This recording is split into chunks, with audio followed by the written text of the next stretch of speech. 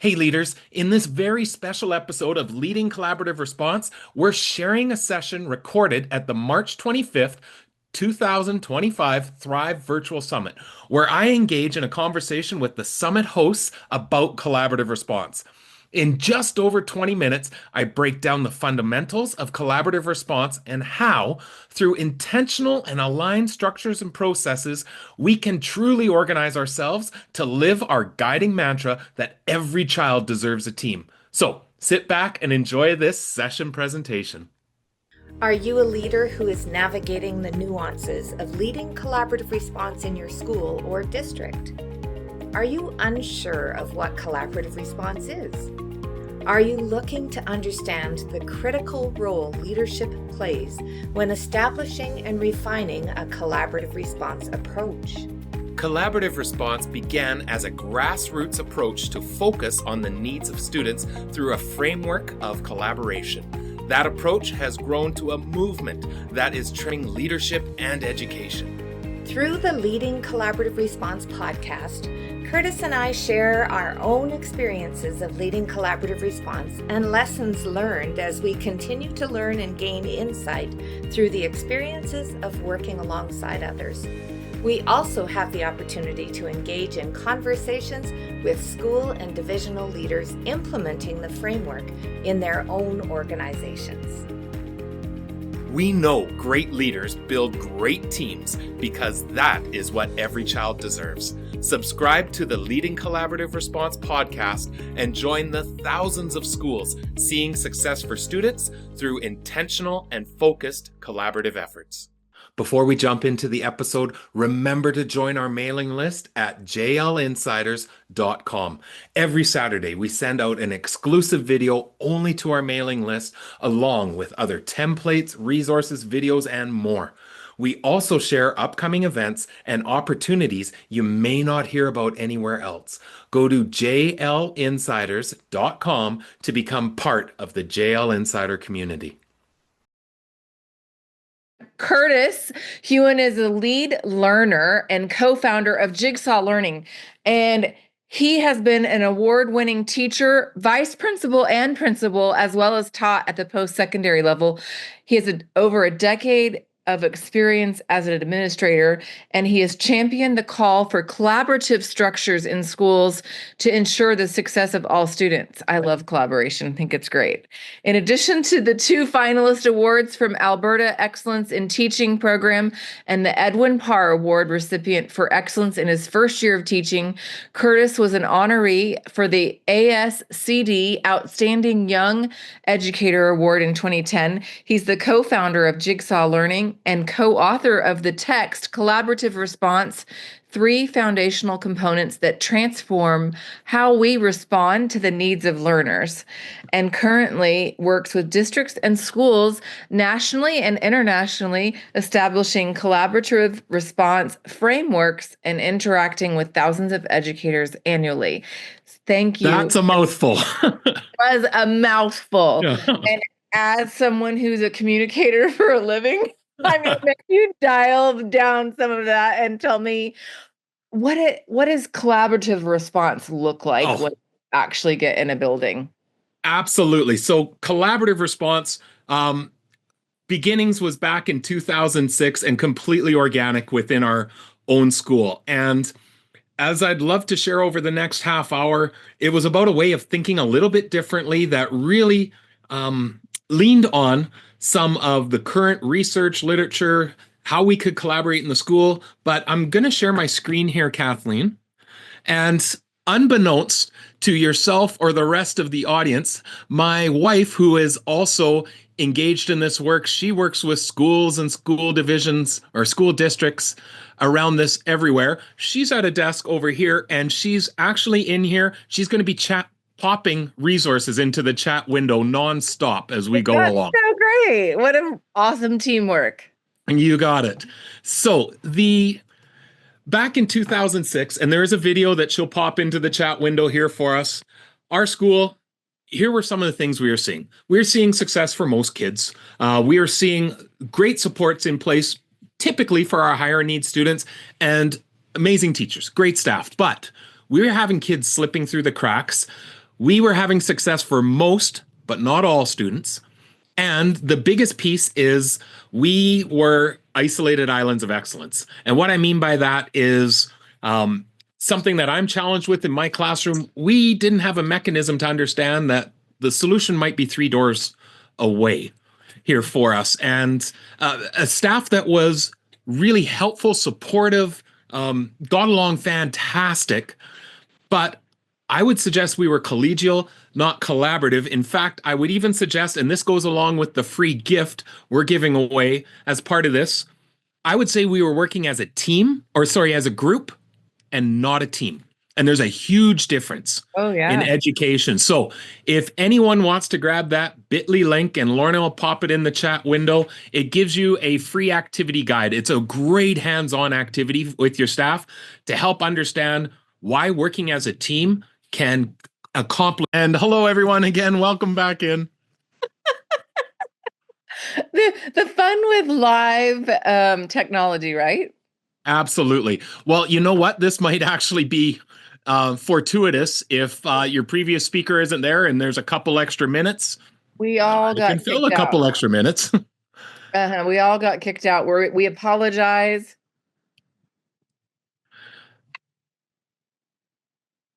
So yeah, and just a note, I was sharing before the Zoom closed on us that there is a link, and it's in the chat window for a free activity to do. It's a resource with staff. Whenever I do this with school teams, it really reinforces the idea that lots of times we operate as groups in schools, and teams, we can accomplish so much more because no one in the room is smarter than the room. And that's really at the basis of our collaborative response work. But Kathleen and Naomi, I would love to share with you the three fundamental components of collaborative response and how they force us to rethink how we engage in schools. Okay, let's do it. And I'm a great big believer that if we want to see joy in our profession, we can't put excited, impactful, confident, and inspiring teachers into schools where there's not systems in place to support them. We know that those teachers will make a difference, but eventually they'll leave or they'll burn out, or I'm a firm believer we need systems in place to really help support teachers helping one another. So just real quick, as we were putting this in place in our school, people started to ask what was happening. We were playing, evolving some ideas. Now, just about 2 decades later, we've come to really understand this work. We self-published back in 2015 the work, and it started to make sense within our home province of Alberta, Canada.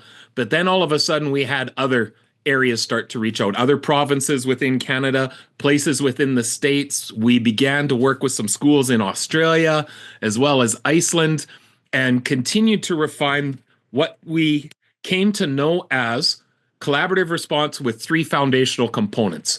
And our book is there. We'll add that link into the chat window, as well as some school and district success stories. We are giving away 3 copies of the digital book tonight. And Kathleen, if you want to just share with us when all is said and done, 3 people that receive that, and we'll take care of it. Yeah, and we've got one more from Kim's book. So we'll roll that here after we're finished. Sounds great. So these 3 foundational components, simple in design, complex in actualizing them within the school. The idea of collaborative response is understanding each of the pieces is the starting place. Figuring out how they all connect is what takes time within our school. So I'm going to break these down. And for anyone that wants to do just a little bit of a deeper dive, there is a overview of collaborative response, and that's in the chat window there as well for us. So I want to pose for you and anyone listening 2 seemingly contradictory statements. Are you ready, Kathleen? Mm-hmm. Okay, so when it comes to our collaborative structures and processes, we're going to do 2 things. The first, there's my 5:15 to let me know I'm almost ready to start. The first is we're going to reduce the number of meetings in our building by adding 1 more. And I know for the math people in the Zoom, that makes no sense. I'm going to break it down why, and that we're going to respond to the needs of students by taking the attention off the student. So, to do this, and again, this is usually a full day session when we provide an overview. I'm giving it to us in 22 minutes here for us. The first is establishing layered collaborative structures. The great news is when we think about this, schools that are engaged in collaborative work already get really, really excited because we've often heard people refer to our collaborative response work of, oh my goodness, this is the piece we were missing. So picture these 4 categories, and I'd encourage anyone in the Zoom to think about what do you have, and in the chat window, if you could write down what you're doing that might fit one of these layers. The first we refer to as collaborative planning. And the idea is, do we have opportunities for teachers to come together to plan and engage in work? I've worked in some schools. In my own school, teachers had weekly time built into their timetable. I've had other schools where every couple weeks, maybe once a month, maybe we bring in subs to release teachers to work together. Maybe we have professional learning days. Any school that's engaged in PLC work, professional learning communities, go, boom, we've got that layer covered. I'm going to skip a layer and move up. Oh, I love it. Early dismissal so people can collaborate. Fantastic. Wonderful. This third layer. In my school, it was myself as principal. We had about 350 students or so in our population at that time. Myself as principal, our assistant principal, a learning support teacher or a special education teacher, and our family school liaison. Every Thursday morning, we met for an hour, and we were focusing on students who needed support beyond the classroom. In many schools, they would refer to this as their special education team layer to be able to who needs what beyond the classroom. The fourth layer, and you'll notice there's a gap, I'm coming back to a second. Fourth layer, every school has this layer. We refer to it as case consult, but the easy way to think about it is whenever we meet with one kid on the agenda. So, when we meet to review a program plan for a student, it fits in this layer. When we have an incident at school and the next day we come in to discuss a reentry plan, maybe the parents are involved. That's a type at this level, one kid. And the idea, these happen as needed. Now, any school that's engaged in response to intervention or multi-tiered systems of support, they usually have these structures in place as well. Here's what we were finding. We had these, but we still had kids slipping through the cracks, and our mechanisms at the more intensive levels that are yellow and orange there, we were feeling overloaded. We were feeling like we couldn't attend to everything that was coming, and sometimes it felt like it was a handoff at that point of a teacher saying, I've done everything, now it's somebody else's. And it wasn't a reflection on our teachers, it was 100% systems that we had in place. So we introduced something called the collaborative team meeting, and it was an absolute game changer. We'll be right back to continue this episode. Do you feel like you're talking about the same students in virtually every conversation? Are you struggling to keep up with the number of students being referred for supports beyond the classroom? Are teachers struggling with increasingly complex classrooms? Well, you're not alone. My name is Lorna Hewson, lead learner and co-founder of Jigsaw Learning. In this free on-demand webinar, I'm going to be sharing with you the importance of 4 layers of teams that are essential in every school to ensure success for all students. We will then observe and unpack a unique team called the Collaborative Team Meeting. Throughout this webinar, I will share resources and samples to support your work back in your school. So excited to have you join me to learn more about creating a system of supports that exemplifies why every child deserves a team. And now back to our conversation. What we found is over time, and we've seen this over and over and over in schools, introducing this as essentially a monthly, every 3 to 5 weeks, it reduces the number of students that get to those higher layers. And the students that do are the ones who absolutely need to. So let me break down what this collaborative team meeting looks like. And Lauren has popped in already an area on the website that has some video clips in that. So let's picture this. we get into a collaborative team meeting, and normally in my school, we meet in grade level teams for our collaborative planning, or maybe I'm at a high school and we meet in departments for collaborative planning, and the science department is meeting, humanities, and that.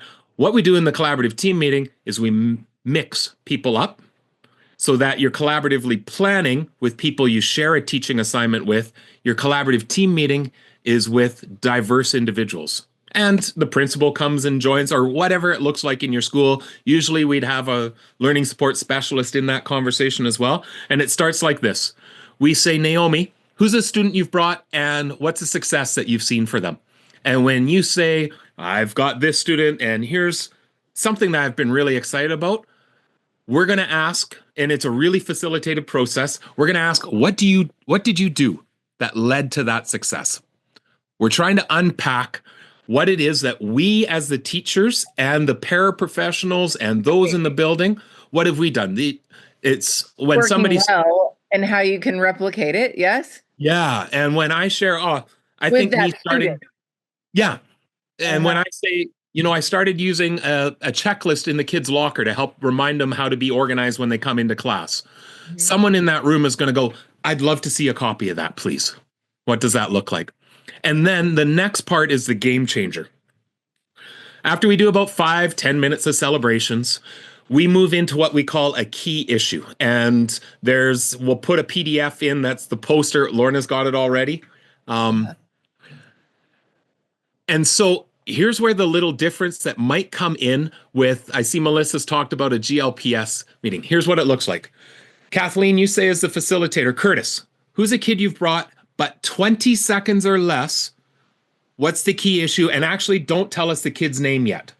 And when I say, okay, the kid I've got in mind, the key issue is inappropriate response when frustrated in the class. Now, we might ask a few questions like, when frustrated by the task, by other kids, we try and clarify the key issue. And when we get, okay, key issue is, and it can look whether it's related to social emotional learning, whether it's related to literacy, numeracy.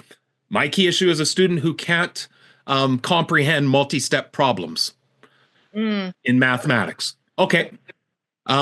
Then what we do is we say, everyone else in the room, write down the name of a student where you're also seeing that same concern.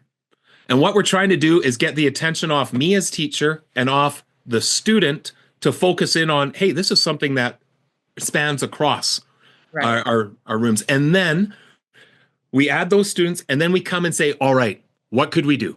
When a kid struggles with multi-step problems, what do you do in your classroom? And we go, Tiana, what's one thing that you've tried? And Rami jumps in and says, in my classroom, here's something that works. And Scott says, interesting. What if we were to try this? And during this, at no point can I jump in and say, oh, I've already tried that, or that would never work. We were just opening up our toolboxes. And a special ed teacher is going to say, I know a website that has some great resources that we could utilize. And somebody else says, I just got back from a conference that shared this particular strategy. Then we come back from that and say, all right, Kurtis, what's the student's name, just the name, no story. And what's one thing that you want to try from this conversation? Then Naomi, who was the student you had in mind? And what's one thing that you want to try? So we often say this meeting, it looks like you're talking about kids, but you're not actually. You're using the kid to leverage a conversation about practice. And what we see is over and over again, the collaborative capacities of the team just starts to increase by us attending to the needs of the student, but I actually not focusing on the student. It's a different way of thinking in that meeting, but it is phenomenally productive, all solutions focused and action oriented. That's so awesome. I mean, like that is a way to totally shift your meetings. And it is 100%. And everyone in this Zoom can tell of the time when you're in the meeting and someone says Kurtis, and everyone in the room goes, oh, yeah, I taught his sister. I taught his mother. Everyone has a war story to go to. And let's be honest, the conversation about Kurtis, when we need to go in depth, that might need to happen, but it belongs in one of our other layers of Right. conversation. So Right. if someone says, I have a student, but I can't nail it down to one thing that's going on, there's lots going on, we say, oh, maybe that'll be one of our case consult conversations, and let's get the right people around the table. That's a great question, Erica. Staff buy-in is phenomenal within this because we often say in the conversation, every person around the table is an expert, but everyone's also a learner. I've been in hundreds of these meetings, modeling, facilitating, and last week I was in one where I came out and went, oh my goodness, there's still strategies I haven't heard of before. Like just ideas where you go, teachers are amazing. Right. Paraprofessionals working with kids are amazing. And it And does you share it. absolutely, yeah, and it does absolutely help attend to what are the key issues because guaranteed in my science classroom, if I'm at a high school level, some of the issues I'm attending to are the same thing that you're seeing in the gym, same thing that someone else is seeing in their English class. It's just opening, it's a mechanism to open toolboxes, and actually it gets us talking about differentiation over and over. Yes. Right? It's so crazy. It I know it's mind-blowing, but it's really kind of simple once you get to it. Like It is. And you it, know what? Erica's comment there, sometimes our teachers don't, of course they don't. When we start this process and we say, so what do you think you did that led to that success? It's quite often teachers go, I didn't really do anything too much. The kid's just maturing. And we get to the point of, oh no, there's things you did that yeah. when someone says, well, the parents jumped in. Why did they jump in? Well, I had a conversation with them. When you had that conversation, what did it sound like? How did you do that? Oh, I try and make daily or weekly calls with different parents, and I usually try and do positive ones so that when I get to difficult ones, and I also have a little script I use, someone in the room is going to go, I need a copy of that script. That's genius. Oh, wow. That's Yeah, so good. This is so productive. it is. So I'm going to How really many of quickly. those initial meetings go away after that as this starts moving and really transforming a school? Well, and what we find is we have schools where they say we used to be getting 24 referrals to that school support team layer in Mhm. a typical month. It's now down to 15, but the 15 that are being referred are absolutely ones that need to exist at that layer. Right. So Wow. it's thinking systematically, but then there's two things, and I'm going to go really quick with this, knowing where we're at Okay. with time. Yep. And note there is an online course if people are interested in learning a bit more about that meeting. Nice. So when it comes to the data and evidence, one of the things that we do is we say we're going to support our most at risk by actually not focusing on them in the collaborative team meeting. Here's what I mean by that. We start taking data and evidence in time and color coding it.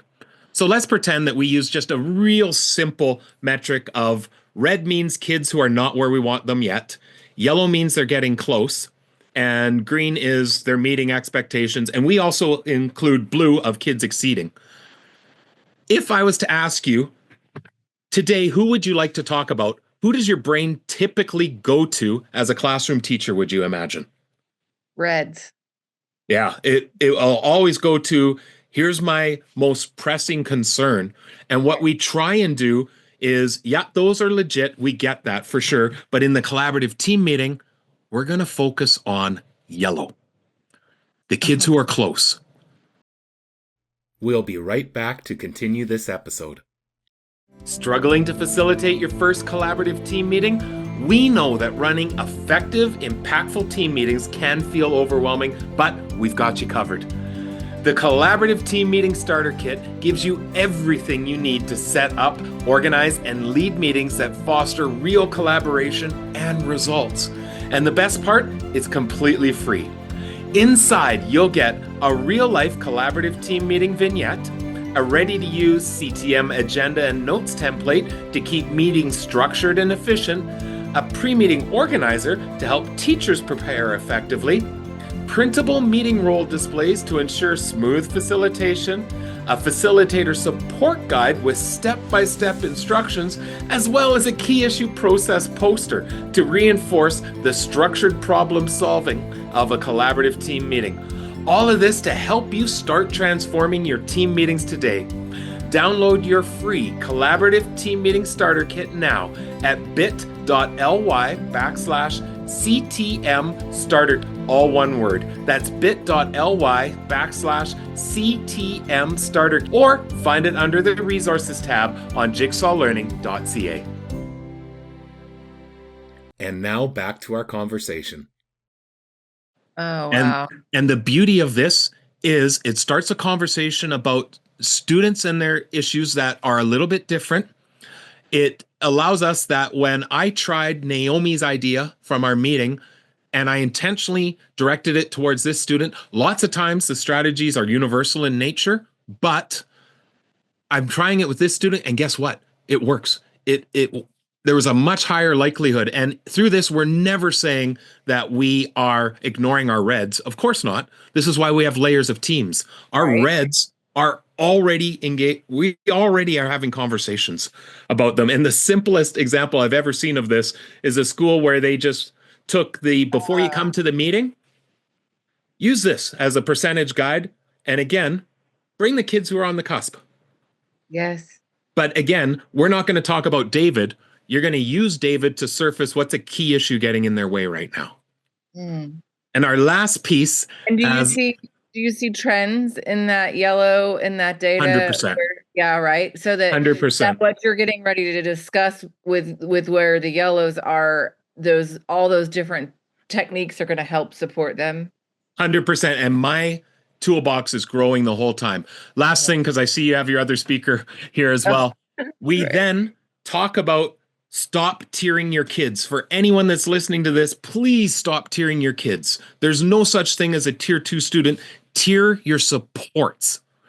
And when we did that, what this allowed us to do was to break down what's traditionally known as tier 1, universal, and say at tier 1, what are the things we would expect to see in every classroom? Not 50 things, 6 non-negotiables. But then that leaves a lot, which is why in this graphic you see a bulge. There's a lot of things we could do at tier 2, but we start tiering our supports in our school so that what are the things we will see in every classroom, non-negotiables? What are things classroom teachers could do? What are things that someone other than the classroom teacher will do? And what are things that someone external to our school will do? Simple categories that then allow us to just start aligning those layers of team to 4 tiers of support. And again, this is not about adding one more tier to a traditional 3-tier model. It's about taking tier 1 and just getting really clear and concise on this. So just a note that there is a how to get started within this, and that'll go in the chat window.